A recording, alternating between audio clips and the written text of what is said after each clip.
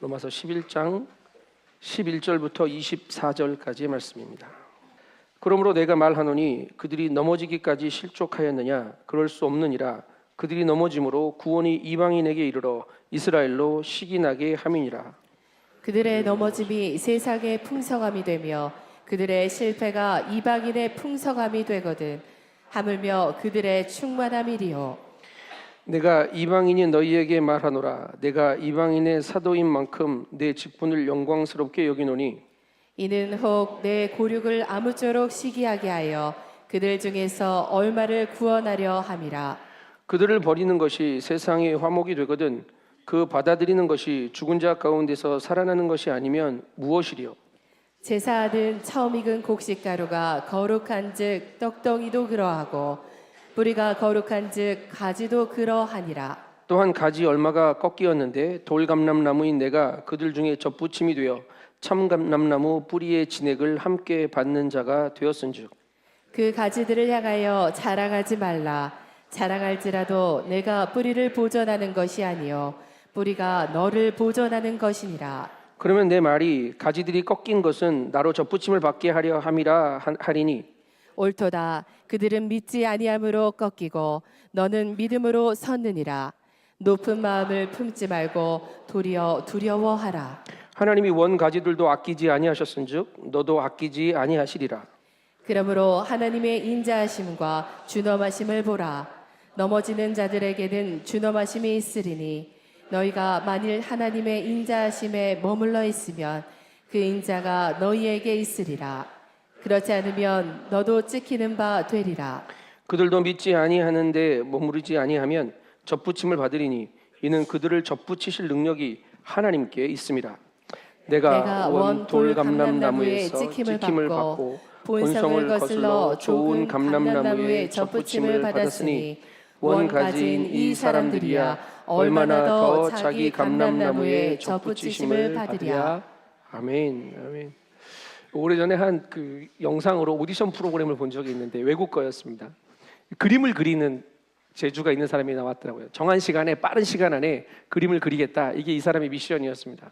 사람이 그림을 그려 나가는데 처음에는 그리나 보다 했는데 시간이 다 돼 갈수록 관중석이 술렁술렁합니다. 왜냐하면 도무지 그림 같지 않은 애가 그려도 그보다 잘 그릴 것 같은 그림을 그리고 있기 때문입니다. 심사위원들도 고개를 갸우뚱합니다. 그리고 정해진 시간, 1분 30초, 2분 이 정도였던 것 같아요. 정해진 시간이 끝났습니다. 사람들이 웅성웅성하죠. 뭘 저걸 그림이라고 그렸나? 그런데 반전이 거기서 일어납니다. 이 사람이 이 그림을 뒤집었어요. 뒤집으니까 앞에 있는 심사위원 얼굴이 초상화가 딱 그려진 거예요. 뒤집기 전까지는 아무도 몰랐습니다. 쳐다보고 있었지만 이 사람이 뭘 하는지 몰랐다고요. 여러분, 우리도 다 아는 것처럼 세상을 살아가지만 모르는 게 많습니다. 눈앞으로 뻔히 쳐다보고 있으면서도 하나님이 일하시는 방법을 우리가 잘 모릅니다. 왜냐하면 내가 원하는 방법과 내가 살아온 방식과 다를 때가 너무 많기 때문이죠. 특별히 하나님의 구원의 역사에 있어서는 더 그러합니다. 하나님의 구원의 원칙은 오직 믿음이고 오직 은혜입니다. 그러나 믿음이라는 이 하나님과의 관계가 단절되어 버린 사람, 은혜를 잊어버리고 살고 있는 사람들에게 믿음으로 말미암아 은혜로 구원받는다는 이 이야기는 잘 이해되지 않을 수밖에 없습니다. 근데 우리는 어떻습니까? 듣고 알았죠. 제가 이 이야기를 오늘만 한 게 아니거든요. 지난주에도 들었고 몇 달 전에도 들었고 1년 전에도 들었을 겁니다. 그런데 내가 살아가는 방식이 은혜에 의한 방식이 아니기 때문에, 믿음에 의한 방식이 아니기 때문에 또 안 보이고 또 이해되지 않습니다. 우리는 수고하고 노력한 결과물로 사는 사람들입니다. 그래서 나의 공로로, 나의 열심을 통해 무언가 이루고 노력해서 그렇게 성공해가는 그런 사고방식으로 살아가기 때문에 그것과 정 뒤집어져 있는 반대되는 하나님의 방식은 안 보이는 거죠. 11장 6절에 묵상했던 말씀을 기억하십니까? 은혜로 된 것이면 행위로 말미암은 것이 아니니 그렇지 않으면 은혜가 은혜되지 못함이니라 라고 기록했습니다. 여러분, 만일 인간의 행위가 개입될 여지가 조금이라도 있다면 그것은 은혜라고 말할 수 없습니다. 그거 하나님이 한 게 아니라 내가 한 걸 거거든요. 이스라엘은 하나님의 구원 계획을 오해해서 자주 실패했습니다.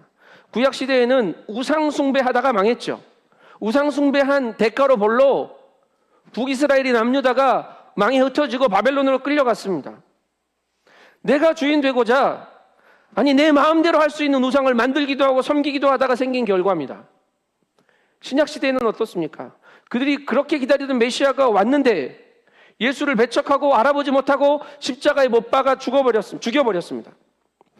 주인의 자리를 내주고 싶지 않은 그들의 교만과 고집의 결과였습니다. 그래서 하나님은 구원의 계획을 가지고 계셨는데 이스라엘이라는 열매 맺지 못하는 가지를 꺾어버리신 겁니다. 구원의 나무에서 열매 맺지 못하고 꺾어진 가지, 이것이 오늘 바울이 쳐다보고 있는 이스라엘의 모습입니다. 그렇게 바울은 이스라엘을 이해합니다. 그러나 가지에서 꺾어졌다고 이스라엘을 향한 하나님의 구원의 사역이 실패가 아닙니다. 그것을 통해 하나님은 이방인들을 구원해 가는 역사를 이루시는 방법으로 채택하셨습니다. 하나님은 오늘도 구원하시기 위해 선교하시는 분이십니다. 하나님의 구원 계획과 그분의 구원의 시계는 한 번도 멈추어 선 적이 없습니다. 세계 선교의 역사를 봐도 그렇습니다. 사람은 스스로 안주하여 만족하면 이제 되었지라고 생각해요. 일하다가 힘들면 나만 생각하느라 내가 힘들면 이 정도에서는 그만해야지라고 멈춰설 수 있지만 하나님은 당신의 사랑과 성실하심과 자비하심으로 우리를 향한 열심을 멈추지 않으시는 분이십니다. 오늘 우리가 여기서 예배하는 이 모습도 하나님이 선교하신 결과물입니다. 이방인인데 우리가 구원받았거든요. 이 하나님의 놀라운 구원의 경륜을 이해해야만 합니다. 그래야 우리가 하나님의 구원에 어떻게 반응하며 살 수 있을지 대답할 수 있거든요.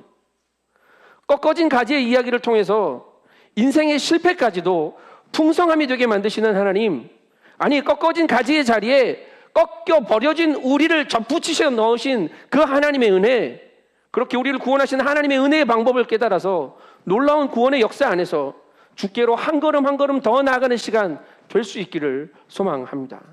오늘 본문 11절 12절 말씀을 다시 읽겠습니다. 시작. 그러므로 내가 말하노니 그들이 넘어지기까지 실족하였느냐? 그럴 수 없느니라. 그들이 넘어짐으로 구원이 이방인에게 이르러 이스라엘로 시기나게 함이니라. 그들의 넘어짐이 세상의 풍성함이 되며 그들의 실패가 이방인의 풍성함이 되거든 하물며 그들의 충만함이리요. 이스라엘이 넘어져 실족해버려가지고 구제불능이 되었느냐? 회복불능이 되었느냐? 아니다! 라고 바울이 대답합니다. 그들이 실족해 넘어져서 하나님의 구원받은 백성이 되지 못하고 예수님을 거부했지만 그로 인해 그 구원이 이방인에게로 흘러갑니다. 여러 유대인들이 예수님을 믿었습니다. 그런데 대다수 유대인들은 기독교에 대해서 적대적이었습니다. 만약에 예수의 복음이 전해지고 모든 유대인들이 예수의 복음을 깨달아 알고 회개하고 막 다 믿었다고 생각해 봅시다. 그러면 어떤 일이 일어났을까요? 이런 가능성도 있습니다. 구약시대에 그들을 택해 주셨던 그 은혜가 이게 내 거야, 우리 거야 라고 말했던 것처럼 하나님의 구원을 자기 울타리 안에, 자기 그릇 안에만 가둬놓았을 가능성도 존재합니다. 이거 우리에게 주신 선물이야, 니네 거 아니야, 이방인은 여전히 개야 라고 말했을 수 있다고요. 그런데 그들이 넘어지는 바람에, 그들이 구원의 은혜를 쏟아버리는 바람에 이방인에게까지 이 은혜가 흘러갑니다. 그 첫 번째 사건이 스데반 집사의 죽음이었습니다. 예루살렘에서 예수님을 믿는 사람들을 핍박하니까 이 사람들이 흩어지기 시작했죠. 갈 생각이 없었습니다. 원래 이스라엘 교회 사람들은, 예루살렘 교회 사람들은 그냥 예수 믿고 거기에 머물러 있죠. 오직 성령이 너희에게 임하시면 너희가 권능을 받고 예루살렘과 온 유대와 사마리아와 땅끝까지 가라고 그랬는데 이 사람들은 그냥 예루살렘 안에만 머물러 있었다고요. 그래서 하나님이 스데반의 죽음을 사건을 통해 그들을 쳐서 흩으시기 시작합니다. 사도들도 도망갔고 풀뿌리 선교사들도 흩어져서 이방인에게 복음이 전해지기 시작합니다. 하나님은 우리의 실수도, 때로는 우리의 악함까지도 선용하시는 분이십니다. 하나님은 우리의 죄를 용서하셔서 하나님의 자녀 삼으신 겁니다. 이게 하나님의 첫 번째 가장 큰 선용입니다. 우리를 의롭게 하신 하나님은 우리의 삶의 역전을 이루시는 하나님이시죠. 성경에 수많은 역전의 이야기들이 등장합니다. 형제들에게 미움받아 팔려간 요셉, 종살이도 했고 옥살이도 했습니다. 그거 모두 거쳐서 애굽의 총리가 되죠. 이스라엘을 기근에서 건져내는 통로로 하나님이 삼아주십니다. 살인자가 돼서 40년 동안 미디안 광야를 헤매고 다니던 80대 노인 모세, 그를 불러 이스라엘의 지도자로, 이스라엘을 건져낼 사람으로 택하여 사용하십니다. 이세벨 그 여자가 무서워서 도망가던 엘리야에게 하나님 나도 죽여주세요라고 말하는 그에게 찾아가셔서 물과 떡으로 힘을 내게 하시고 호렙산까지 가게 하셔서 사명을 주시죠. 그뿐만 아니라 이스라엘에 남겨진 7천 명이 있다고 말씀하셔서 그가 힘을 내 사명을 감당할 수 있도록 이끌어 가신 분도 우리 주님이십니다. 나 살겠다고 예수님 3번이나 배반하고 부인했던 베드로, 그에게 찾아가셔서 네가 나를 사랑하느냐 3번이나 물으시고 그에게 성령 주셔서 초대교회의 말도 안 되는 부흥이 그 놀라운 역사를 이루어가는 하나님의 종으로 주께서 사용하십니다. 예수 믿는 사람 잡아다가 가두고 죽이고 했던 바울, 그가 이방인의 사도가 됩니다. 그래서 오늘 우리가 읽는 이 놀라운 복음, 로마서의 복음이 우리의 손에게까지 전달되게 되었습니다. 여러분, 하나님은 우리의 모든 상황을 역전시키는 분이시며 우리의 삶의 모든 재료를 붙드셔서 합력하여 선을 이루게 하시는 주권자요 주관자이심을 믿습니다. 그분이 우리 안에서 일하십니다. 사도행전부터 기록된 선교사들의 전도 사역, 바울의 이야기들도 비슷합니다. 도착하는 도시에 바울이 찾아간 곳은 어디냐면 유대인들이 모여있는 유대교 회당을 찾아가죠. 거기서 복음을 전하는데 소수의 사람들만 복음을 듣고 대부분은 대적하죠. 그러니까 바울이 회당에 더 이상 가지 못할 때는 그 도시의 이방인들에게 복음을 전하기 시작합니다. 그리고 이방인들이 회심해요. 그렇게 이방인들로 구성된 또 유대인들도 함께 섞여 있는 다민족 교회가 세워지는 겁니다. 하나님이 선교하십니다. 이스라엘의 넘어짐까지, 그들의 거절까지 세상의 풍성함이 되도록 하나님께서 역사하십니다. 그렇다면 유대인들은 이 일을 어떻게 바라볼까요? 저렇게 막 교회가 생기네? 예수님이 진짠가? 뭐 이렇게 궁금증만 가지고 볼까요?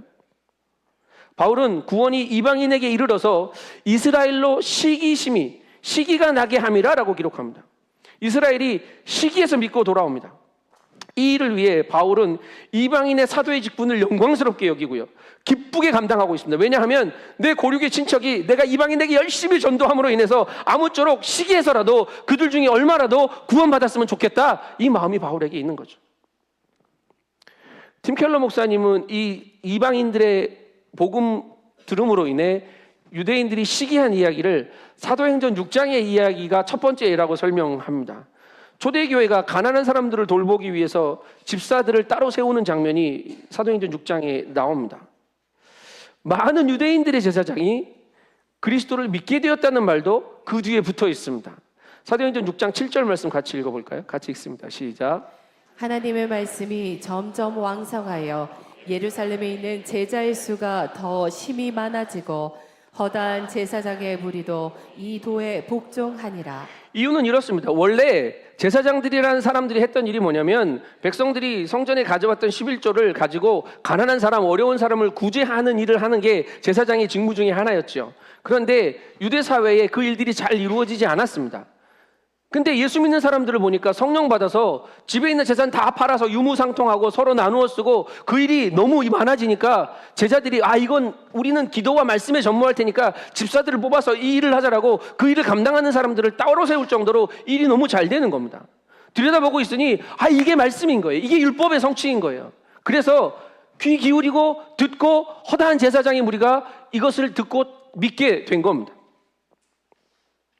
좋은 시기심이 자신들의 잘못을 깨닫게 하고 복음의 귀를 기울이게 하는 겁니다. 여러분, 전도는 열심히 이상한 데서 주는 카톡 퍼다 날라가지고 하는 게 아니에요.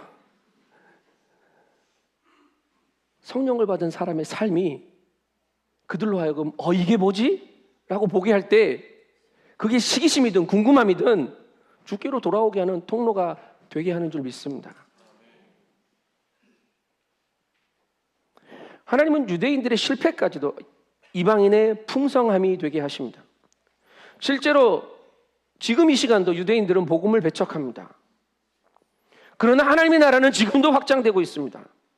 그래서 그들이 만약에 복음을 받아들인다면, 그들이 충만케 된다면 얼마나 놀라운 일이 일어나겠는가라고 바울이 말하는 거죠. 15절 말씀 읽겠습니다. 15절입니다. 시작. 그들을 버리는 것이 세상의 화목이 되거든 그 받아들이는 것이 죽은 자 가운데에서 살아나는 것이 아니면 무엇이려? 하나님은 이스라엘도 죽은 자 가운데서 다시 살리실 계획을 가지고 계십니다. 이미 꺾여졌는데 버림받은 줄 알았는데, 끝난 줄 알았는데 그들을 살릴 계획을 가지고 계신다고요. 이게 하나님의 은혜입니다. 하나님의 사랑을 온전히 받아들이고 그 사랑에 잠기는 감격을 알아야, 이 은혜를 알아야 바로 살 수 있는 거죠. 은혜를 오해하니까 자꾸 엉뚱한 소리하고 궤변을 내려놓는 거예요. 이 로마서에도 궤변을 늘어놓는 유대인들이 자꾸 등장하지 않습니까? 은혜를 더하게 하려고 죄를 더 짓자? 이거 궤변입니다. 여러분, 우리가 잘 말하는 궤변은 뭔지 아십니까? 내가 이만큼 해서 하나님이 내게 은혜 주신 거야. 이 궤변입니다.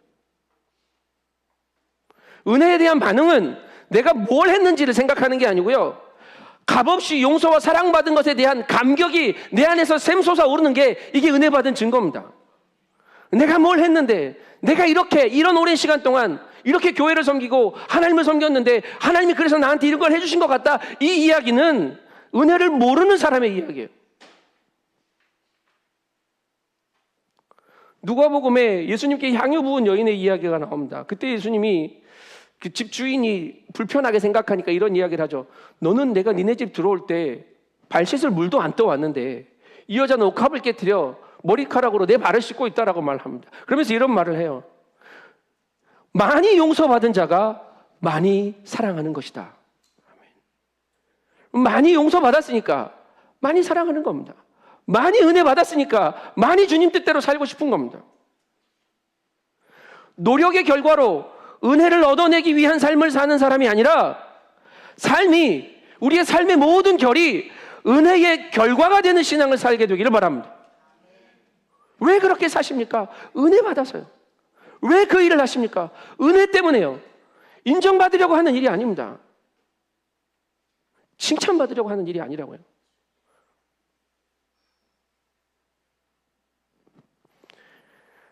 (16절) 말씀 이어서 읽겠습니다. 16절입니다. 시작. 제사하는 처음 익은 곡식가루가 거룩한즉 떡떡이도 그러하고 뿌리가 거룩한즉 가지도 그러하니라. 하나님의 구원 계획은 이스라엘 민족들로부터 시작되었죠. 아브라함을 부르셔서 믿음의 조상 되게 하시고 그의 아들 이삭, 야곱에게까지 믿음의 조상들의 이야기를 써 가셨습니다. 처음 익은 곡식이라는 말은 민수기의 율법입니다. 소출한 첫 곡식의 가루를 갈아서 하나님께 거제로 올려드리라, 이런 말씀이 있거든요. 그 제물을 의미해요.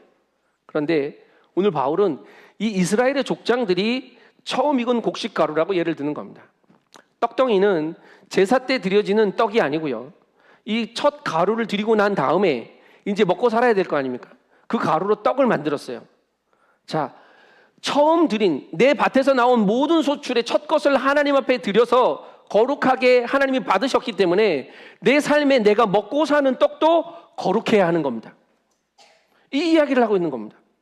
조상들을 하나님께서 구별하셔서 구원의 통로로 삼으셨기 때문에 유대인들 안에 이루어지고 있는 유대인들의 후손까지도 하나님의 이 거룩한 구원에 참여시킨 거룩한 백성이 된 거다라고 이야기하는 거예요. 뿌리와 가지도 같은 개념입니다.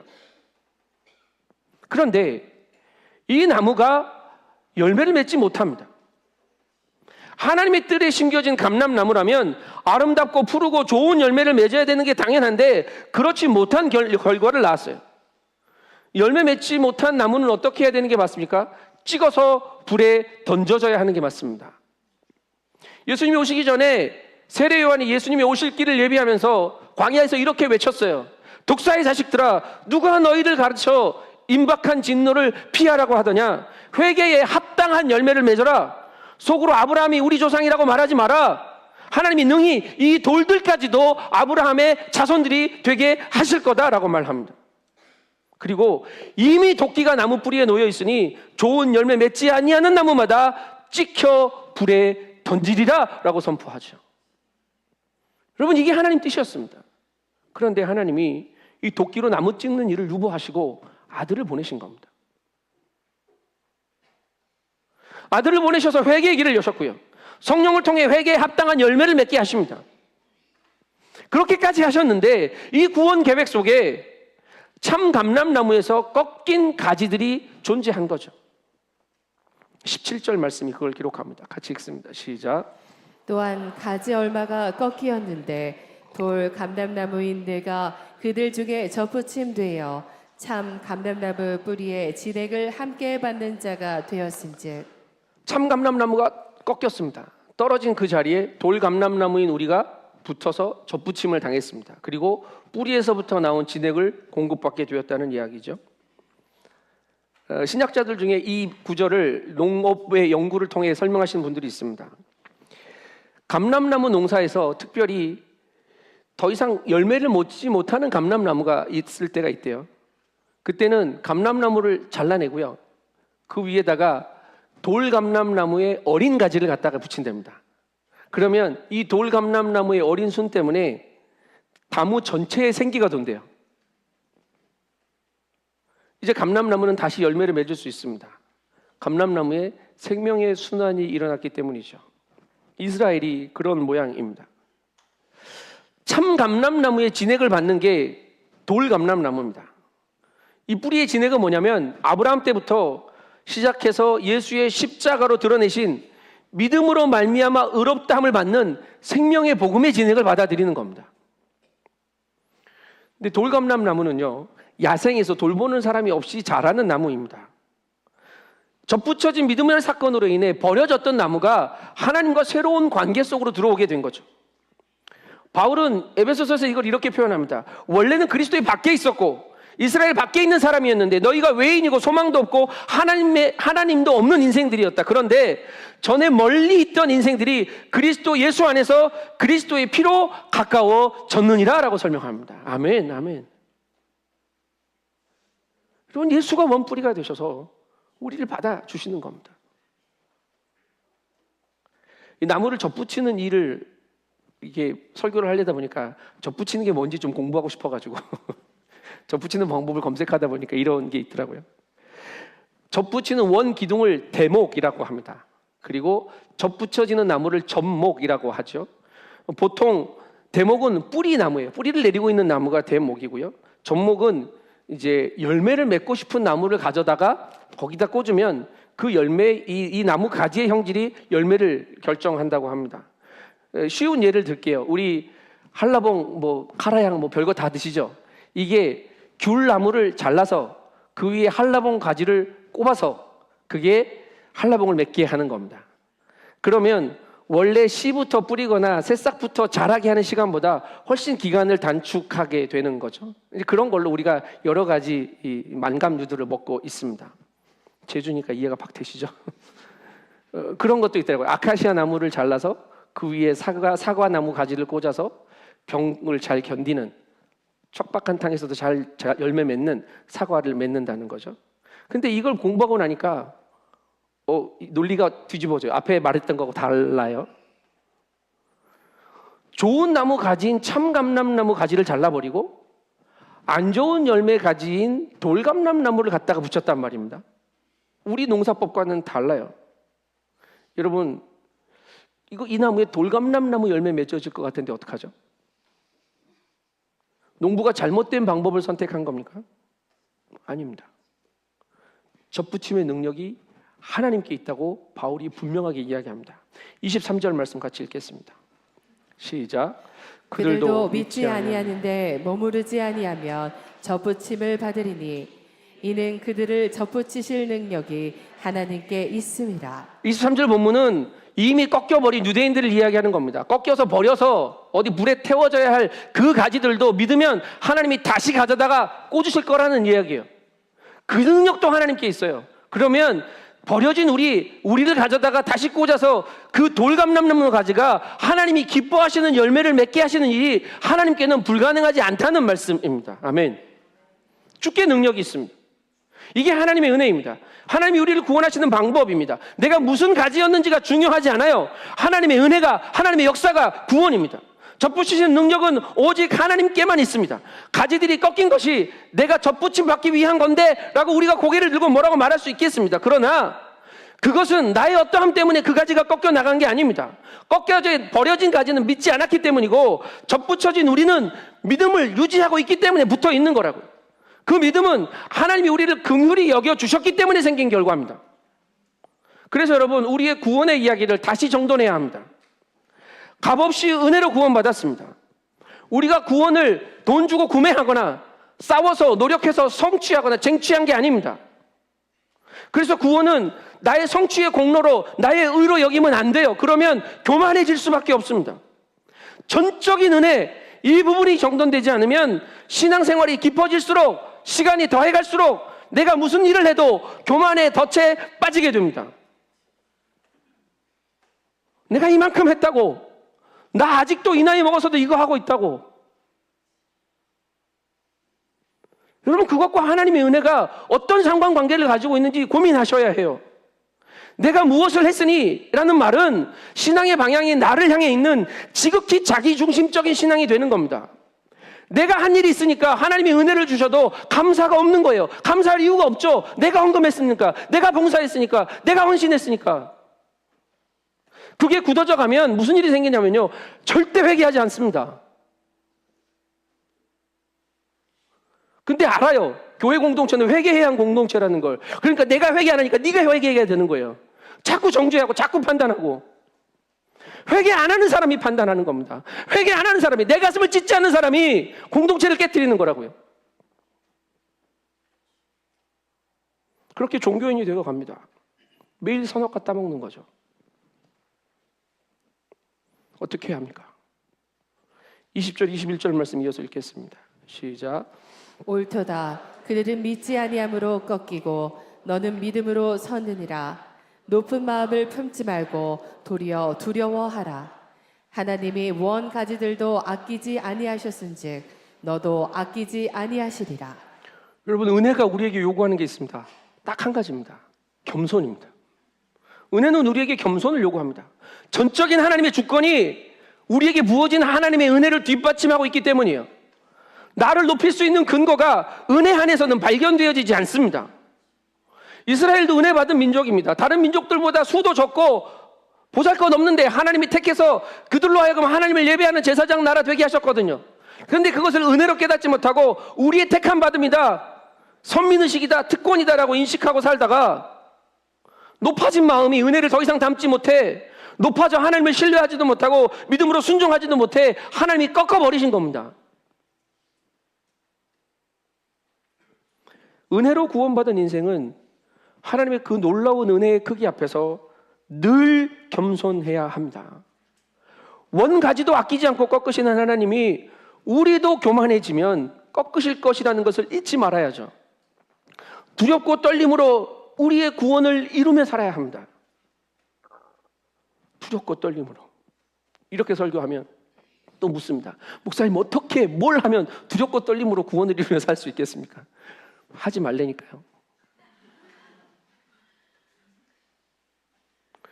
구원을 받는 방법도 그렇고 구원을 이 땅에서 살아가면서 이루는 방법도 뭐냐면 은혜를 깨달아 알아 주님의 사랑 안에 거하는 방법밖에 없습니다. 22절이 그것을 이야기합니다. 22절 말씀 읽습니다. 시작. 그러므로 하나님의 인자하심과 준엄하심을 보라.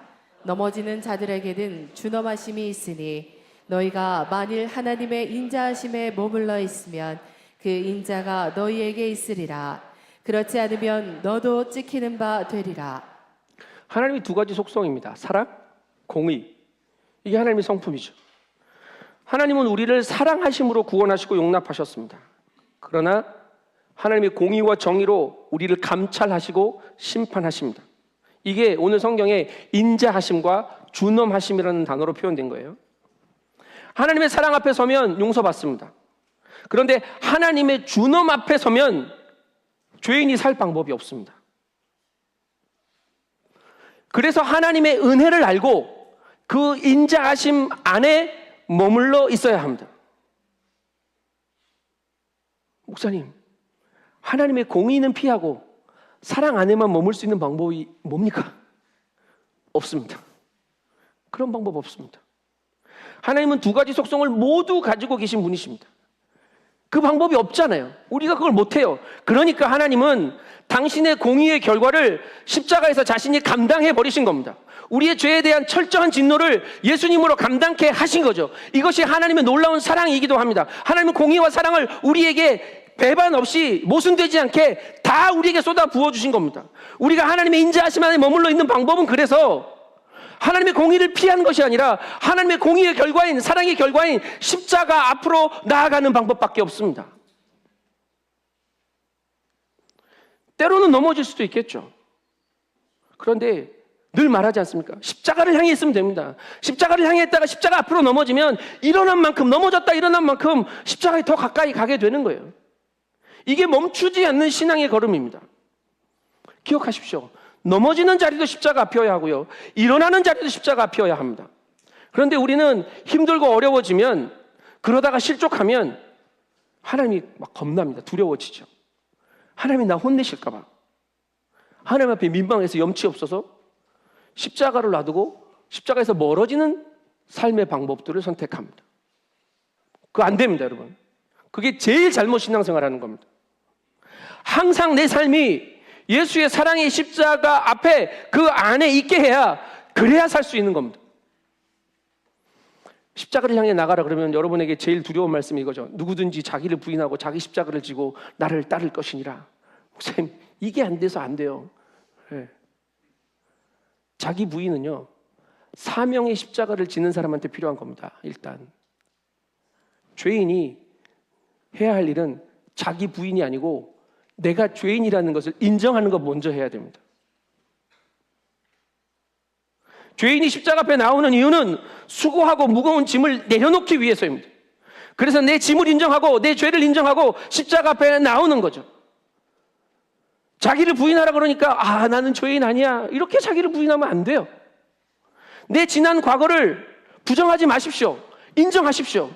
내가 하나님 앞에 죄인 중에 괴수로 살았다는 사실을 인정하십시오. 여전히 내 안에 하나님 보시기에 부끄럽고 민망한 게 많다는 사실을 인정해야 합니다. 그래야 하나님이 그것을 용서해 주십니다. 십자가 앞에서 하나님의 은혜 앞에 겸손히 엎드려 나의 연약함과 나의 지난 시간들을 성찰하고 내가 돌이켜, 내가 회개해, 그리고 다시 일어나야, 그래야 사는 겁니다. 개혁신앙이라는 표현을, 개혁교회라는 표현을 교회들도 많이 쓰고 교단들도 많이 사용합니다. 뭐 개혁교단도 있습니다, 여러분.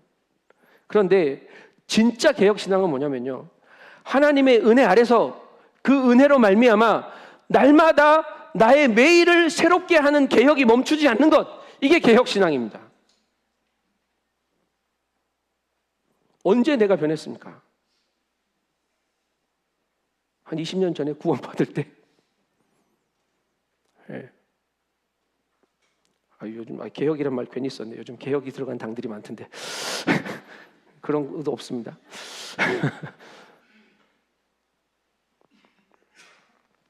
내가 안 변하면 남을 변화시키려 하겠죠. 근데 남을 변화시킬 방법이 없습니다. 여러분, 오늘 말씀은 제목을 꺾인 가지들이라고 했어요. 꺾인 가지는 이스라엘만 꺾인 가지가 아니고요, 우리 또한 원래 꺾인 가지입니다. 성경이 그걸 분명하게 기록합니다. 24절 말씀 읽겠습니다. 24절입니다. 시작. 내가 원 돌 감람나무에서 찍힘을 받고 본성을 거슬러 좋은 감람나무에 젖붙임을 받았으니 원 가진 이 사람들이야 얼마나 더 자기 감람나무에 젖붙이심을 받으랴. 이 뒤에 원 감람나무 이야기는 좀 빼놓을게요. 여러분, 원래 우리가 돌 감람나무에 붙어 있었는데 찍힘 받고 버려진 이미 꺾인 가지들입니다. 내가 꺾어진, 그래서 아무데도 쓸데없는 돌 감람나무 가지라는 사실을 잊지 말아야 합니다. 그래서 나는 내 본성대로 광야를 뒹구는 것이 아니라 좋은 감람나무에 예수 그리스도께 접붙임 되어야 합니다. 본성을 거슬러야 합니다. 겸손히 나의 본성이 아닌 그리스도의 성품을 닮아가는 삶을 살아야 합니다. 우리의 내적인 동기가 본성을 거슬러야 해요. 우리의 삶의 태도가 본성을 거스르게 합시다. 또 우리가 살아가는 방법이 본성을 거슬러야 합니다. 그로 인해 그 결과로 열매가 맺혀야 하는 거죠. 내적인 동기가 본성에 따라 자꾸 내 안의 것들로 두 마음을 품는 본성이, 내 삶의 태도가 기분에 달려 있어요. 내 기분이 좋으면 태도가 괜찮고, 내 기분이 안 좋으면 태도가 꽝이고. 사람한테만 그러시는 것 같죠? 하나님 예배하는 것도 똑같이 우리가 그렇게 하고 있어요. 내 형편이 좀 좋으면 주님 감사합니다 그러고, 내 형편이 좀 안 좋으면 주님 막 째려보고, 오늘 예배 시간에 고개를 드나봐라 그리고 예배하고, 이게 우리의 기분이, 우리의 형편이, 우리의 태도가 되면 안 됩니다. 이게 우리의 본성인데 이걸 꺾어, 이걸 거슬러 주님을 예배할 수 있게 되기를 바랍니다. 우리의 내적 동기는 오직 하나님의 은혜에 대한 감사의 반응이어야 합니다. 그 은혜 때문에 사는 거예요. 모든 태도와 방법이 은혜 앞에서의 겸손이고 십자가 앞에서의 순종이 되게 합시다. 그러면 그렇게 주님께 딱 붙어 있으면 열매는 주님이 맺게 하십니다. 그러면 우리는 돌감람나무 열매도 아니고 참감람나무 열매도 아니고 성령의 열매를 맺는 삶을 살게 될 줄 믿습니다. 라이언 일병 구하기라는 오래된 영화가 있습니다. 보신 분들 많을 텐데 2차 대전 중에 한 미국의 가정에서 참전했던 그 자녀들의 이야기입니다. 근데 4명이 참전했는데 3명이 죽어버렸습니다. 그리고 자식이 하나밖에 안 남았어요. 국가에서 계속 그 어머니에게 자식이 죽었습니다 통보하러 가다 보니까 하나 남은 걸 알게 됐어요. 이건 안 되겠다 싶어서 한 명 남은 제임스 라이언이라는 일병을 구하기 위해서 미국 정부가 결정을 하고 밀러 대위가 이끄는 소대를 라이언 일병이 있는 곳에 파견하는 거죠. 그리고 그 병사를 구출해내는 이야기입니다. 라이언 일병 역할을 했던 사람이 맷 데이먼이었던 걸로 기억하고 그 밀러 대위는 유명한 톰 행크스였습니다. 근데 이 라이언 일병을 구하느라고 엄청난 희생을 치릅니다. 거의 밀러 대위의 소대가 전멸하다시피 해요. 그 한 사람 구하겠다고.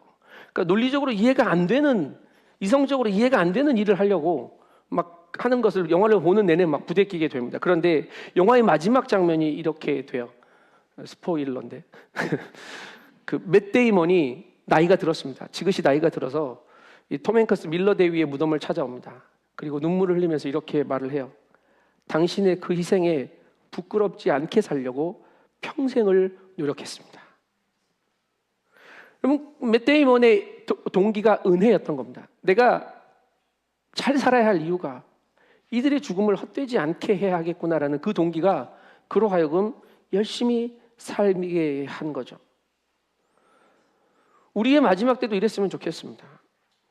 주님 앞에서 주님 그 십자가 사랑에 부끄럽지 않게 살려고 평생 주님 사랑 붙들고 주님 앞에서 살았습니다 라고 고백할 수 있게 되기를 바랍니다.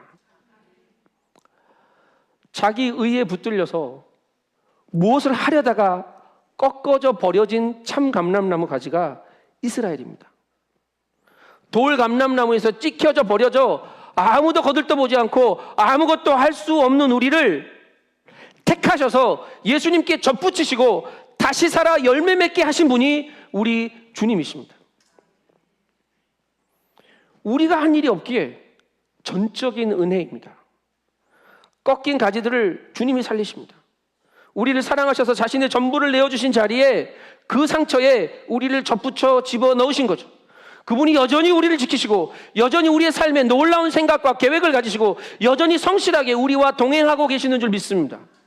사랑하는 드림가족 여러분, 꺾인 가지들이지만 주님께 접붙임 바 된 은혜를 받았다는 것을 잊지 말고 오늘도 은혜로 사랑으로 십자가에 접붙여진 은혜가 그 사랑 안에 거하는 일이 내가 살아갈 수 있는 유일한 방법인 것을 깨달아 알아 주님께 꼭 붙어 하나님만 사랑하며 그 은혜로만 만족하며 살아내는 믿음의 가족들 되시기를 축복합니다.